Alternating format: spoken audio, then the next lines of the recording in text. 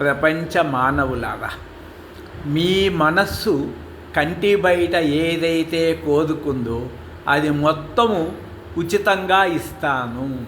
ఆ మనసే వెళ్ళి దాన్ని తీసుకొని లోపల పెట్టుకోవాలి, ఇన్సైడ్ పెట్టుకోవాలి.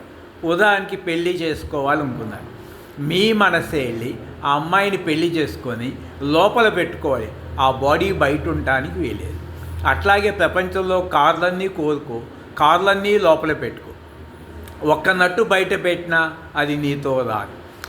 కంటికి కనిపించే ప్రపంచం మొత్తం నీ లోపల పెట్టుకుంటే ప్రపంచం అంతా నీతో వస్తుంది, కలలోకి, నిద్రలోకి మరణించేటప్పుడు. మరి కంటి బయట ఉన్న ప్రపంచం మొత్తం కోరుకొని అది బయటే వదిలేస్తే అది కలలోకి రాదు, నిద్రలోకి రాదు, చనిపోయేటప్పుడు రాదు. అందుకని ప్రతి మనిషి చనిపోయేటప్పుడు శ్మశానానికి ఏమీ తీసుకుపోదు, కేవలం థాట్స్ ఓన్లీ.